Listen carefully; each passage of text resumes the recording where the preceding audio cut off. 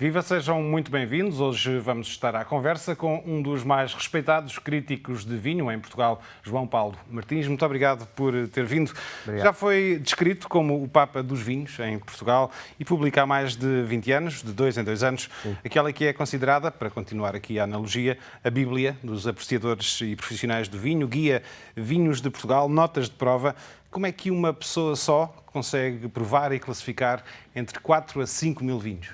É um trabalho bastante penoso, porque as provas têm que ser concentradas num espaço de tempo relativamente curto. Não me adianta nada começar a provar em janeiro, porque em janeiro a maior parte dos vinhos novos ainda não estão sequer engarrafados. Portanto, eu tenho que começar a provar em fins de maio, junho, e tenho que ter isto pronto no fim de julho. Portanto, na prática, são entre 2 meses e 2 meses e meio para fazer estas provas todas. Eu, nessa altura, deixo de fazer os outros trabalhos que eu tenho, desde a revista onde eu trabalho, etc., deixo de fazer esse tipo de trabalhos e concentro-me de manhã à noite a fazer isto, percorrendo o país, as comissões vitivinícolas, onde eu vou provar. E os produtores mandam os vinhos para as comissões e eu chego lá, já lá estão os vinhos, já estão frescos, já estão prontos para provar e, portanto, é mais rápido.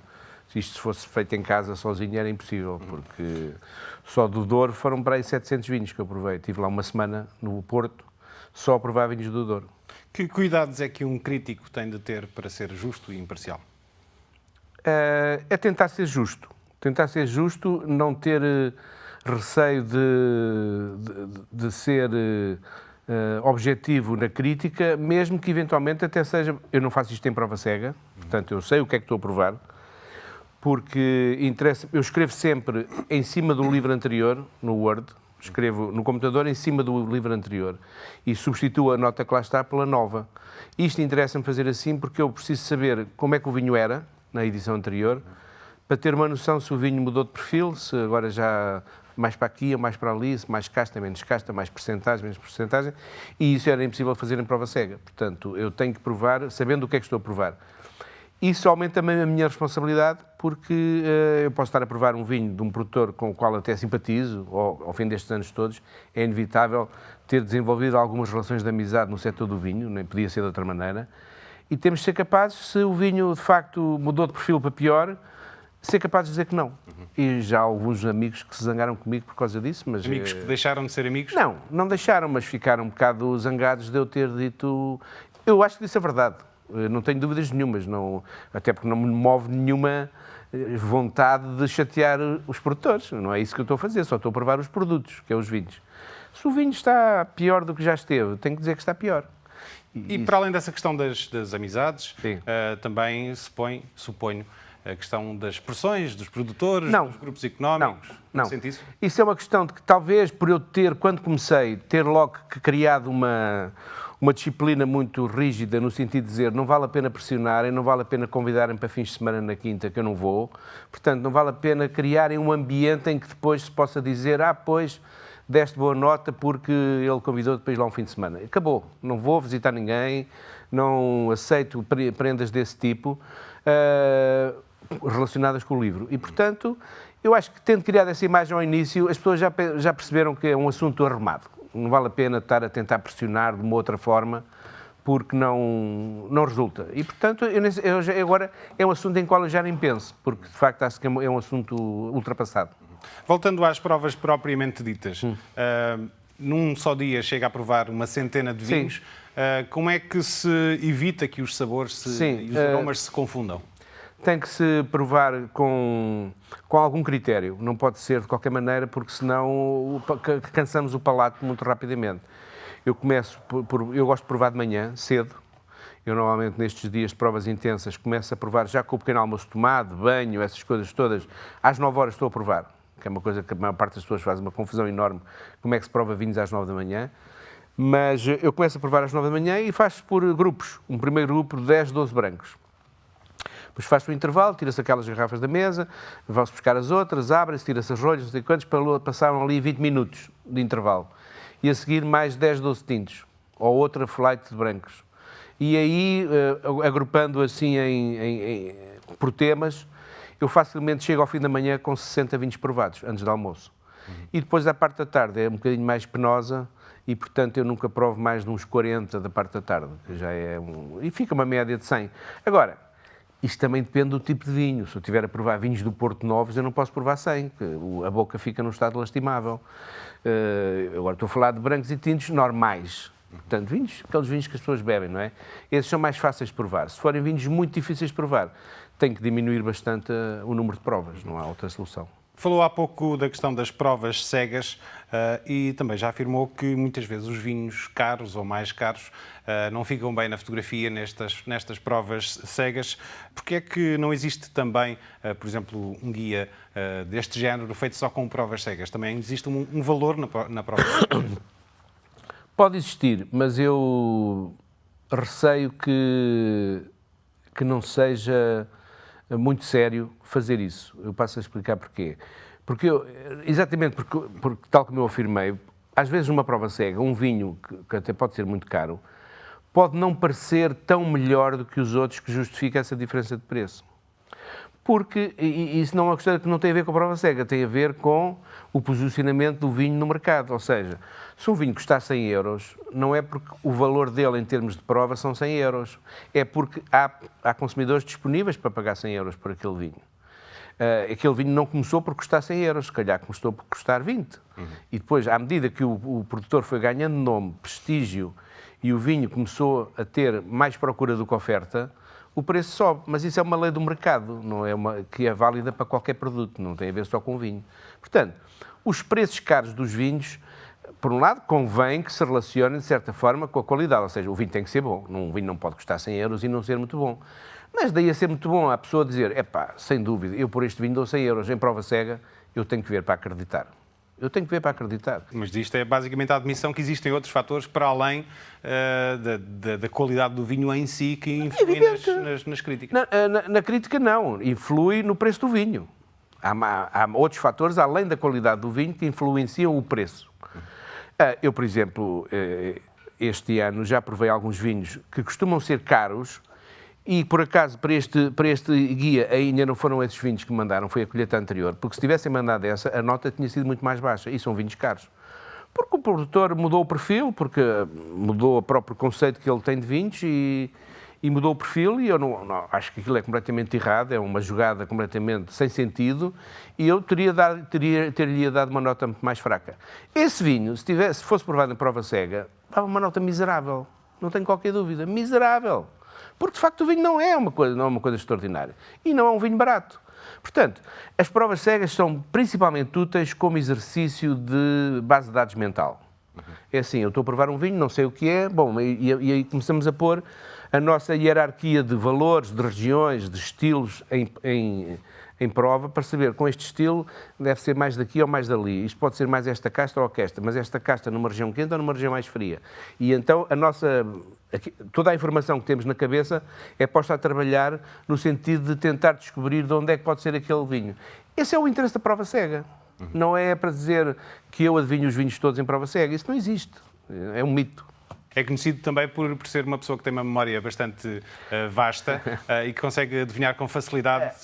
Ou seja, também não vamos levar isso à letra. Já me aconteceu várias vezes, às vezes em situação social, que é quando depois as coisas ganham outra dimensão. Se eu estiver sozinho em casa, ninguém sabe que eu descobri a idade de um vinho. Mas já me aconteceu em situação social, nomeadamente com alguns vinhos estrangeiros que não portugueses e sobretudo com vinhos do Porto, que eu adivinhei exatamente o ano de que era o vinho do Porto. Agora, também já houve muitas vezes que disse muito disparate, portanto, é evidente que nós depois puxamos um bocadinho pelos momentos de glória, mas isso provavelmente acontecerá quando se tenta adivinhar os vinhos com frequência. Há sempre a hipótese de umas vezes acertar, outras não. Falou do vinho do Porto, é um dos temas de um dos variedíssimos livros que já tem publicados, chama-se O Prazer do Vinho do Porto. É um livro que tem agora uma edição em chinês, lançada há pouco tempo. Até que ponto é que o vinho do Porto é, ou pode vir a ser conhecido, ou mais conhecido na China, no continente? Por enquanto, ainda estamos numa fase inicial, mas pode vir a ser. Eu acho que, assim como os chineses que se começaram a interessar primeiro pelos conhaques e depois passaram para os vinhos franceses, também pode ser que chegue a hora do vinho do Porto, deles se começarem a interessar por vinho do Porto. Portanto, é um vinho que é muito específico, tem um momento de consumo muito próprio, Não vou dizer que tem qualquer relação entre o vinho do Porto e a culinária chinesa, porque seria desajustado dizer isso, mas muitas vezes o vinho do Porto é um vinho de sobremesa. Portanto, tanto pode-se beber vinho do Porto como se pode beber uma aguardente ou como se pode beber um conhaque. Portanto, como vinho de sobremesa, é possível de ser bebida solo, sem nada a acompanhar e, portanto, não está dependente da gastronomia de que estamos a falar. E, nesse aspecto, eu penso que há um mercado potencial interessante e vasto. Como já sabemos, no caso da China, é sempre vasto. E, portanto, há um trabalho a fazer, necessariamente. O Instituto Vinho do Porto tem que promover mais o vinho na China, tem que haver mais produtores a irem à China. Eles vêm muito a Macau, vão muito a Hong Kong. À China Mainland eu não tenho a certeza que haja também essa frequência. Eu sei que vão, sei que há exportações, mas tem que haver mais. O vinho do Porto tem uma das histórias mais interessantes, talvez, do vinho, mesmo a nível mundial. Foi a primeira região demarcada do mundo, como é sabido, mas não é pela história que atingiu a projeção que tem nesta altura. O que é que justifica esta internacionalização do vinho do Porto? É assim, eu acho que, tal como aconteceu com outras regiões do mundo, os ingleses tiveram uma preponderância importante na divulgação do vinho do Porto, nomeadamente no mercado inglês. Muitos dos primeiros empresários relacionados com o vinho do Porto e que eram ingleses não vinham de uma tradição vinícola, vinham, por exemplo, de atividades de lanifícios e outras atividades que estavam instalados no Porto ou em Viana do Castelo, etc. E, portanto, foi depois, lateralmente, que eles começaram a interessar por vinho e começaram a exportar o vinho para a Inglaterra. E, portanto, eles foram bastante responsáveis por uma projeção internacional do vinho do Porto, que eu tenho algumas dúvidas, embora a história não se pode recontar, tenho algumas dúvidas que, sem essa presença inglesa forte no mercado do setor do vinho do Porto em Portugal, nós tivéssemos conseguido uma projeção internacional tão forte. Portanto, eles foram responsáveis nisso, como foram responsáveis, da mesma razão, pelos vinhos de Bordeaux, como foram responsáveis pelo champanhe, como foram responsáveis pelos xarés. Portanto, digamos, os ingleses e o mercado inglês, e a partir da Inglaterra como um hub para outras zonas do mundo, eles funcionaram muito como elementos catalisadores que agregaram estilos e depois é evidente que o vinho do Porto foi sendo feito um bocadinho ao gosto inglês. Depois houve outras empresas que se criaram portuguesas com outro perfil de vinho. Hoje o setor está muito concentrado. Hoje estamos a falar de 5 grupos que dominam praticamente o setor do vinho do Porto, o que não é necessariamente benéfico, porque falta muito sangue novo no vinho do Porto, falta a criação, que se criem mais condições para a criação de empresas novas no setor do vinho do Porto. Houve uma lei que saiu agora esta semana que vai facilitar um bocadinho isso, mas ainda há um longo caminho a percorrer para que um jovem empresário se lance, por exemplo, a fazer vinho do Porto. É quase impossível porque as exigências de início de atividade são tais que praticamente ou a pessoa recebeu já de herança umas pipas que estão em casa cheias de vinho para começar, ou então é muito difícil começar. Assim, muito resumidamente, o que é que esta nova legislação vem acrescentar? Esta nova legislação veio diminuir para metade as necessidades de estoque obrigatório que um produtor tem que ter para se afirmar como comerciante de vinho do Porto. Ou seja, até agora eram precisas 300 pipas de estoque, estamos a falar de 150 mil litros, para arrancar com o negócio. Ou seja, eu para começar a entrar no setor do vinho do Porto como comerciante, uma coisa é produtor engarrafador, outra coisa é comerciante. Mas como comerciante era obrigado a ter um estoque de 300 pipas. E esta nova legislação vai diminuir para metade. Pronto, ok, são 150 pipas, mas apesar de tudo é uma melhoria significativa nas exigências iniciais do negócio. Vamos ver como é que isto agora vai correr. Pode ser que isto seja um incentivo à criação de novas empresas. Isto ainda são também resquícios da influência que os próprios empresários tinham em quem fazia as leis neste setor. O setor do vinho do Porto era muito autoprotecionista, não é? Protegia-se muito, estava um bocadinho... Todas as leis eram feitas para quase impedir que alguém de fora pudesse vir interferir no negócio. E essa é uma das leis, essa de obrigar a ter estoque, portanto, obrigar as pessoas a terem estoque, essa era uma da lei. Outra, por exemplo, era a chamada lei do terço, em que a empresa, só pode vender 1/3 do que tem em estoque, 2/3 tem que ficar em estoque. Portanto, obriga sempre a uma estocagem muito avultada.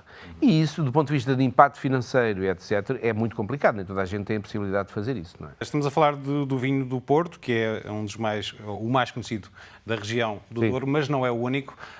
O João Paulo Martins está cá em Macau até para um curso sobre os vinhos do Douro. Se quisermos fazer uma radiografia dos outros vinhos desta região, nesta altura, o que é que podemos dizer? Eu arriscar-me a dizer que, neste momento, o setor dos DOC Douro já representa quase 50% da produção do vinho na região do Douro. Portanto, tradicionalmente, há regras sobre que quantidade de vinho do Porto é que se pode produzir ano a ano. São regras estabelecidas uma vez por ano pelo Comitê Interprofissional que junta todo o setor e que decide, este ano vamos fazer X número de pipas. Vamos imaginar 100, 120 mil pipas, são valores normais. Só que a região produz 200 e tal mil pipas. Portanto, há uma larga margem de vinho que fica sem possibilidade de ser transformado em vinho do Porto, mosto.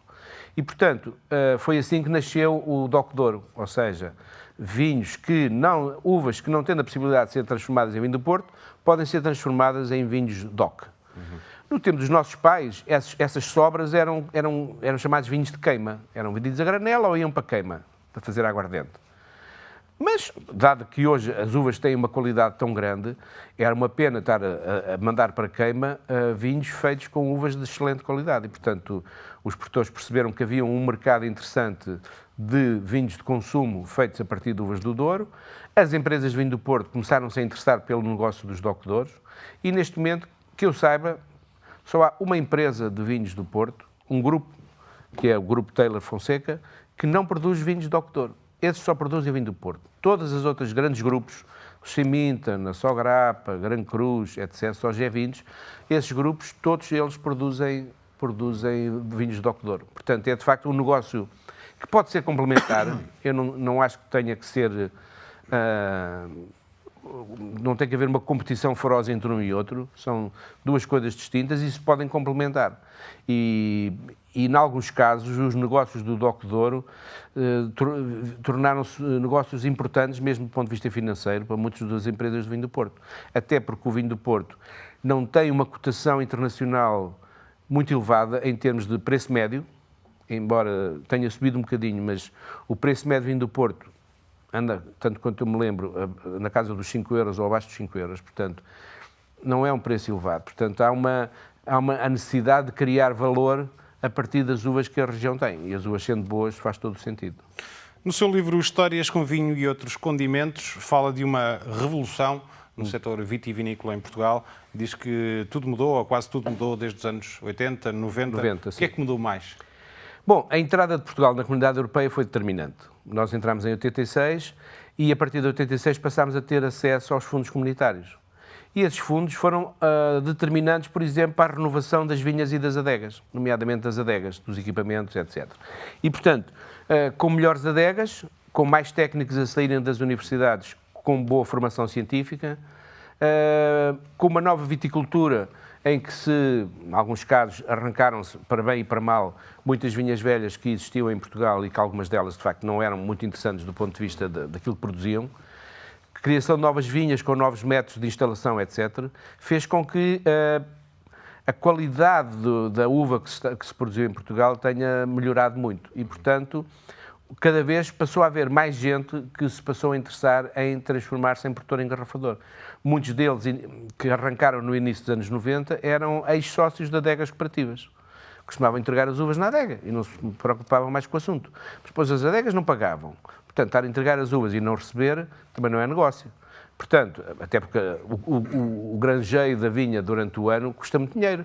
Se depois entrega as uvas e não pagam, isto não é negócio. Portanto, houve muitos lavradores que costumavam entregar as uvas nas adegas e passaram a transformar-se, criar marcas próprias, transformar-se em produtores engarrafadores.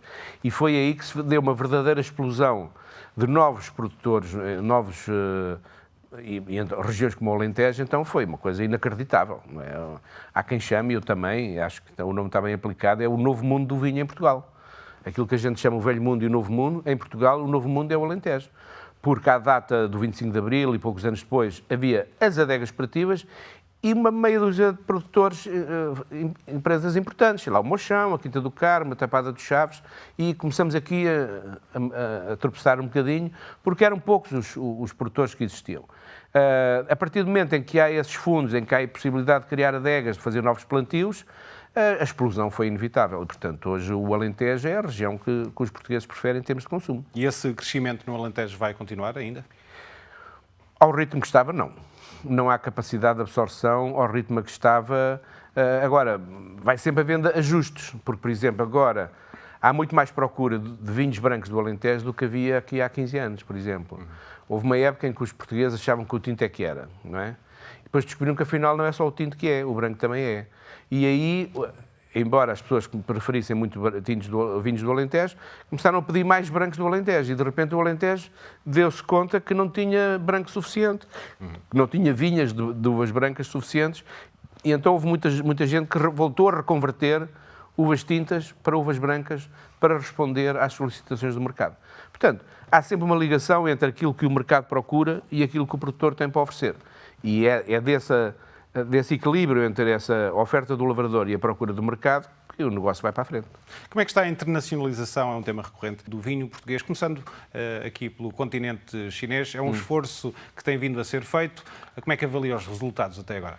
Eu não tenho dados para avaliar os resultados, mas eu verifico que a presença de produtores portugueses aqui em Macau é frequente. É muitas vezes que vêm cá, aqui e a Hong Kong, produtores portugueses fazer provas, mostrar os vinhos, os importadores trazem cá os produtores para mostrar os vinhos. Portanto, há um interesse muito forte, e Macau é um mercado onde nós encontramos os melhores vinhos portugueses, já cá estão, não é preciso ir procurar, porque eles já cá estão, e portanto é um mercado, seguramente um mercado importante para os vinhos portugueses.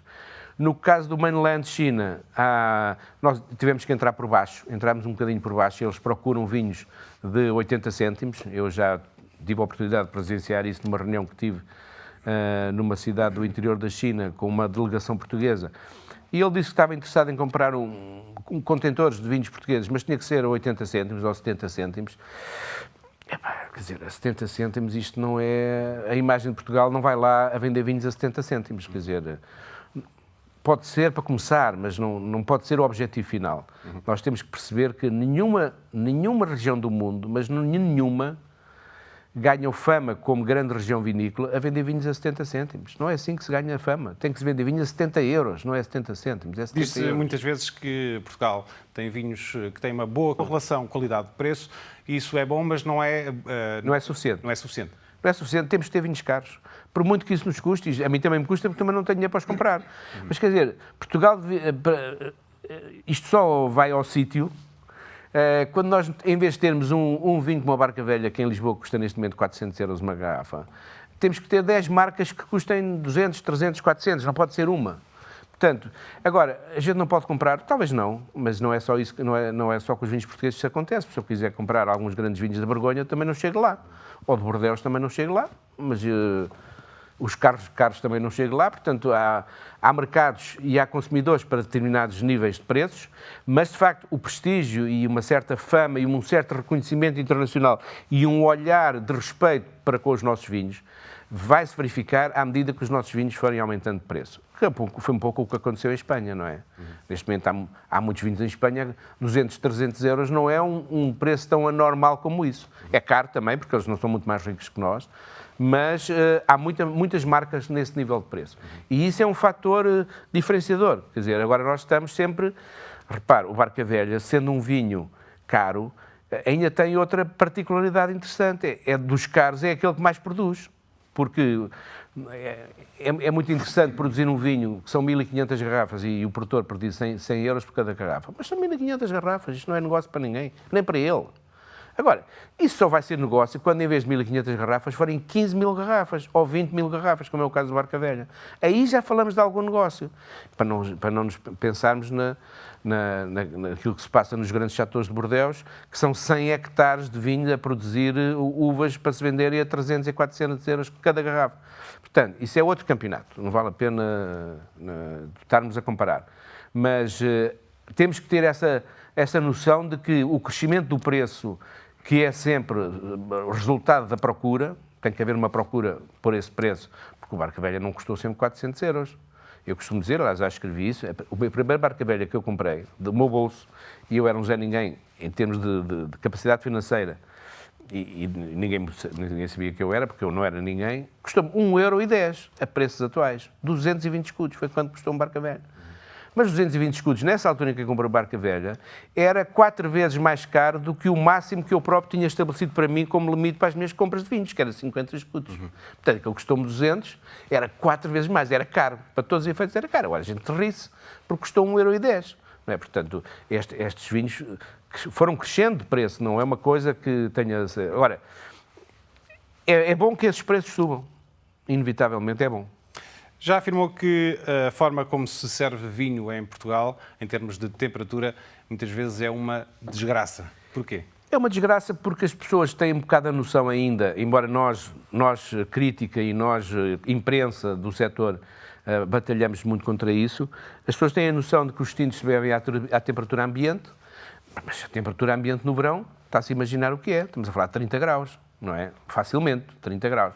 Portanto, se eu vou servir um vinho a 30 graus, eu estou a dar cabo do vinho, estou a desrespeitar o produtor, porque não foi para isso que ele fez o vinho, para ser bebido àquela temperatura, e o apreço que eu vou ter pelo vinho vai ser completamente desviado daquilo que devia ser, por não estar a beber vinho à temperatura certa. Portanto, não há uma temperatura ambiente, há uma temperatura certa. Qual é que é a temperatura certa? A temperatura certa varia, a temperatura certa é mais ou menos sempre a mesma, no caso dos 18 graus, no caso dos tintos. Só que 18 graus é mais frio do que as pessoas imaginam. E por isso, eu já uma vez num curso de prova, servi um vinho intencionalmente a 24 graus. E perguntei às pessoas, agora vocês vão provar o vinho e vão escrever no papel a que temperatura é que acham que está o vinho. Quase toda a gente escreveu 18. E o vinho parecia uma sopa. Portanto, as pessoas não têm noção que 18 graus é relativamente frio. E por isso, muitas vezes, o vinho tinto tem que passar um bocadinho no frigorífico antes de ir para a mesa, e no verão tem que passar algum tempo no frigorífico antes de ir para a mesa. E os brancos, qual é a temperatura? Bom, os brancos aí é mais fácil, porque as pessoas estão habituadas a pôr os brancos no fresco. O problema é com os tintos, não é? Portanto, os brancos aí, a única coisa que eu diria é que brancos mais encorpados, com mais madeira, etc., têm que ser bebidos a uma temperatura um bocadinho mais elevada. Portanto, têm que ser tirados do frigorífico 15 a 20 minutos antes da refeição, para subir um bocadinho a temperatura. Mas isso... Para ficar em quantos graus? Nesses mais encorpados, na casa dos 12 graus. Depois, os outros que ficaram no frigorífico vão sair dali, antes de sair do frigorífico e ser servidos, vão estar a ser servidos a 9, 10 graus, que é uma temperatura adequada. Agora, a parte dos tintos é que é um problema. E os vinhos do Porto também, ou os generosos em geral. Madeira, Moscatel, Porto, que também têm que ser servidos mais frescos do que é habitual. Porquê é que se consomem mais vinhos novos do que antigamente, em que os vinhos velhos eram mais procurados? No tempo dos nossos pais, e pelo menos dos meus pais, o critério de qualidade de um vinho era ser antigo. Portanto, aliás, havia aquele ditado que dizia vinho e amigo, o mais antigo, não é? E isso derivava do facto dos vinhos, quando eram novos, eram muito difíceis de beber. A tecnologia disponível na altura, estamos a falar nos anos 50, 60, 70, a tecnologia disponível dificilmente conseguia fazer com que o vinho fosse bebível em novo. O vinho, normalmente era muito habitual nós termos marcas, principalmente que tinham alguma pretensão, chamadas topos de gama, em que os produtores faziam o vinho, punham o vinho num tonel e muitas vezes o vinho ficava 8 a 10 anos no tonel antes de ser engarrafado. Aqueles 8 a 10 anos serviam para o vinho amaciar, para os taninos ficarem menos agressivos, para a acidez ficar mais equilibrada e, portanto, o vinho era vendido já velho, com 10 anos de tonel, é um vinho velho, não é? E, portanto, esse era o critério de qualidade. Quanto mais antigo, melhor, e nos restaurantes, quanto mais antigo, mais caro. O que aconteceu com essa revolução vitivinícola dos anos 90 foi que os vinhos passaram a ser bons mesmo em novos, as pessoas passaram a apreciar os vinhos em novos e, de repente, a desapreciar os vinhos antigos. Também houve uma maior pressão para que se vendessem os mais novos. Não foi preciso, porque os vinhos eram tão fáceis de beber que as pessoas provavam e diziam, isto é bestial, pá, vou estar à espera, guardar este vinho para quê? Vou beber já. E, portanto, começou a haver uma certa pressão para que os vinhos novos saíssem rapidamente para o mercado. E isso fez com que, exatamente, os vinhos antigos, que antigamente eram os mais procurados, passaram a ser os mais baratos. Houve restaurantes que tiveram, para tentar aliviar o estoque que tinham de vinhos velhos, passaram a vender aqueles vinhos ao desbarato, para ver se conseguem receber livres daquilo, porque hoje ninguém pede um vinho velho num restaurante. Eu gostava de lhe pedir algumas sugestões. Uma das categorias que tem é de vinhos entre 4 a 10 euros. Nesta categoria de 4 a 10 euros, preços de Portugal, naturalmente, que recomendações é que nos pode deixar? Bom, deixe-me lá, é que eu tenho alguma dificuldade em ter essa memória tão ativa como você me está a pedir. Mas, de qualquer forma, os vinhos de entre 4 e 10 euros é uma gama... Só 2 ou 3 destaques. Sim, há vinhos modulares do tipo Papa Figos, por exemplo. Lembrei-me agora, Papa Figos, que é um vinho que deve andar ali por 6 euros, por aí, às vezes até um bocadinho mais barato. É o tipo de vinho que é facilmente bebível, é um vinho muito agradável e é um caso de sucesso incrível. Incrível, porque... Eu lembro, o Papa Figos é uma marca que tem meia dúzia de anos e quando foi feita a primeira vez foram feitos 80 mil litros, portanto cerca de 100 mil garrafas, foi como aquilo arrancou com 100 mil garrafas. Hoje já faz mais de 1 milhão de garrafas, em poucos anos, portanto, isso lá está, é consequência do sucesso junto do público. O público quer mais, não há, para o ano, a empresa tem que fazer mais para responder ao mercado. Volta a não chegar, no outro ano, volta a fazer mais. E a certa altura vai fazendo mais até o mercado estar naquele ponto em que são valores que já chegam para o tipo de mercado que há. E se vir aqui no meu guia, essa gama entre os 4 e os 10 euros, podem-se beber vinhos de muita qualidade sem gastar muito dinheiro. Agora, isto é tudo muito relativo, porque eu conheço pessoas que para elas beber um vinho de 5 euros é no Natal. O resto do ano bebem vinhos de 1,5 e 2. Portanto, para estas pessoas 7 euros já está fora do orçamento. E, aliás, uma das coisas que diz é que já não há vinhos maus. É verdade. Não há vinhos maus no sentido de que nós chamávamos antigamente, este vinho é uma porcaria. Porque neste momento a tecnologia permite fazer vinhos baratos e com qualidade mínima. E, portanto, quem se atrevesse a pôr no mercado vinhos sem essa qualidade mínima, para já não conseguia fazer mais barato do que aqueles que lá estão com boa qualidade. E, portanto, já não há praticamente quem arrisque vir para o mercado com um produto muito fraco, sem que tenha qualidade mínima e que seja desagradável de beber. Isso desapareceu. Isso é uma uma história do tempo dos nossos pais, em que o meu pai também ia aos postos de venda com um garrafão, para eles atestarem o garrafão e levava o garrafão para casa. Era muito esse tipo de vinho a granel, que era o comércio mais habitual do vinho das famílias em Lisboa. Mas isso mudou e hoje mesmo esse vinho a granel é um vinho bem agradável. Estamos mesmo a terminar esta entrevista. Gostava só de lhe perguntar sobre o papel do vinho e a cultura ocidental. O vinho faz parte da cultura europeia, da dieta europeia há milénios e quase desde sempre é considerado mais do que uma simples bebida. Porquê? Muito mais, muito mais. O vinho é um agregador social, é um vinho em que nós sabemos que se nós estamos em casa e chega um amigo inesperadamente ou alguém de família, a primeira coisa que vamos fazer é abrir uma garrafa. É um momento de celebração e nunca é numa perspectiva de alcoolismo ou de embebedanço. É mesmo de fazer do vinho um elemento de juntar amizades e de privilegiar amizades, sem dúvida. João Paulo Martins, muito obrigado por ter vindo ao TDM Entrevista. Nada, muito obrigado. Obrigado. Nós voltamos na próxima semana, contamos consigo. Até lá.